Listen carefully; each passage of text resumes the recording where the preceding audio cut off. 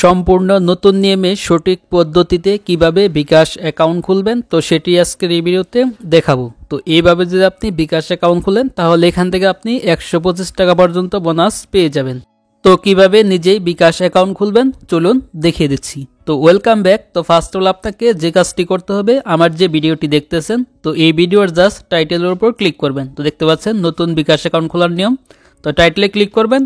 তো ক্লিক করার পর এইখান থেকে আপনি স্ক্রল ডাউন করে নিচের দিকে যাবেন। তারপর এইখানে আপনি বিকাশ অ্যাপ্লিকেশনের লিঙ্কটা পেয়ে যাবেন। তো সিম্পলি জাস্ট এইখান থেকে এই লিঙ্কে ক্লিক করবেন। তো এই লিঙ্কটি এই ভিডিওর কমেন্ট বক্সে দেওয়া থাকবে। তো সেইখান থেকে আপনি সরাসরি এই লিঙ্কে চলে আসতে পারেন। তো লিঙ্কে ক্লিক করার পর এইখানে আপনার সরাসরি প্লে স্টোর নিয়ে যাবে। তারপর এইখান থেকে জাস্ট আপনি বিকাশ অ্যাপ্লিকেশনটি ইনস্টল করে নেবেন। তো আমি ইনস্টল করে নিয়েছি। তারপর এখান থেকে জাস্ট আমি ওপেনে ক্লিক করব। তো আপনারা ইনস্টল করে তারপর এখান থেকে জাস্ট অ্যাপ্লিকেশনটি ওপেন করবেন।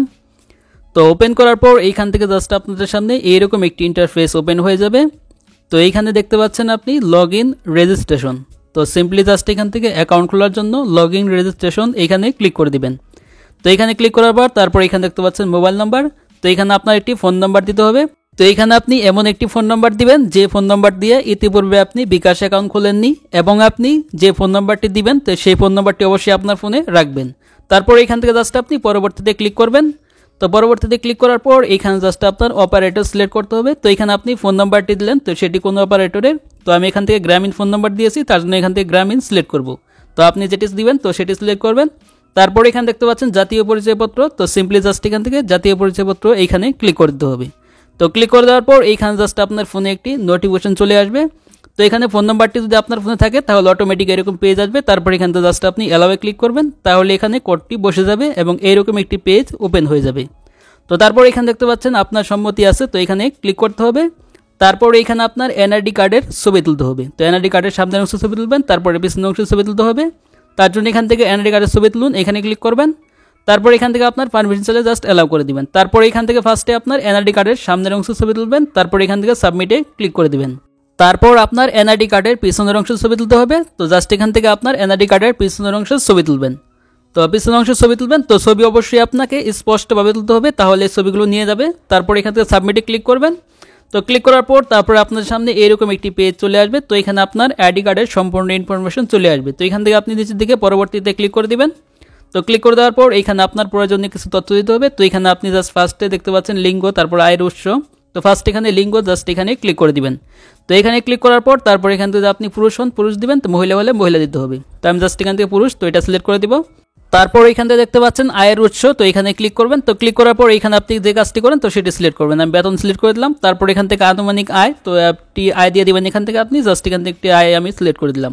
তারপর এখান থেকে পেশা দিবেন। তো পেশা আপনি কি করেন তো সেটা কিন্তু সিলেক্ট করতে হবে। তো আমি এখান থেকে জাস্ট বেসরকারি চাকরি, তো এটা সিলেক্ট করে দিলাম। তো আপনার পেশা আপনি এইভাবে দিয়ে দিবেন। তো দেওয়ার পর তারপর নিচে এখানে পরবর্তী অপশন পাবেন, তো পরবর্তীতে ক্লিক করে দিবেন। তো ক্লিক করে দেওয়ার পর এইখান থেকে জাস্ট পেজটি লোডিং হবে। তারপর এরকম একটি পেজ ওপেন হয়ে যাবে। তো এখানে এখন আপনার একটি ছবি তুলতে হবে। অবশ্যই যার এনআইডি কার্ডটি সাবমিট করবেন অবশ্যই তার ছবি তুলতে হবে। তো ছবি তোলার জন্য ছবি তুলুন, এখানে ক্লিক করবেন। তারপর এখান থেকে আপনার ক্যামেরাটি ওপেন হবে। তারপরে আপনি যার ছবিটা তুলতে যাচ্ছেন তো তার সামনে এখানে ক্যামেরাটা ধরবেন। তো দেখতে পাবেন এরকম একটি পেজ ওপেন হয়ে যাবে। তো তারপর এখানে দেখতে পাচ্ছেন অনুগ্রহ করে নিশ্চিত করুন। তো এখানে আপনার প্রয়োজনীয় সকল তথ্য এখানে তারা দেখে নেবে এবং 48 ঘন্টার ভিতরে আপনাকে একটি পিন পাঠাবে। তো পিন পাঠানোর জন্য এখানে নিশ্চিত করুন নিচে এখানে ক্লিক করতে হবে।